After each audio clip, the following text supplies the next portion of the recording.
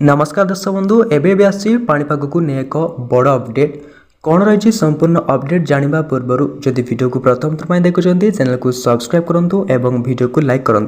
कौन रही संपूर्ण अपडेट आसतु जानिबा। वर्तमान सूचना अनुसार आगामी 5 दिन पर राज्य में प्रबल वर्षा संभावना रही। एने भुवनेश्वर पाणीपाग विभाग सूचना देछि। सक्रिय मौसुमी प्रभाव में आसंता कालीठू ओडिशा रे वर्षा परिमाण बढ़िबो। फल आसंता काली 18 जिला को येलो वार्निंग जारी होइछि। से जिला गुड़िक हेउछि भद्रक, बालेश्वर, मयूरभंज, केन्द्रापड़ा, जाजपुर, केन्दुझर, सुंदरगढ़, देवगढ़, अनुगुल, संबलपुर, झारसुगुड़ा, बरगढ़, सुवर्णपुर, बलांगीर, नुआपड़ा, कलाहांडी, नवरंगपुर एवं कोरापुट जिला को काली येलो वार्निंग जारी होइछि।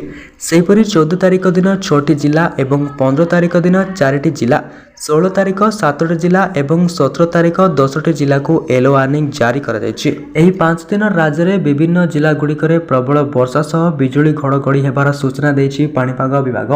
तो सेतिपई आपण माने अलर्ट रहंतु। बासिया थिला आजर पाणीपागर बड़ अपडेट। पुणी देखा आ गोटे नुआ अपडेट सह।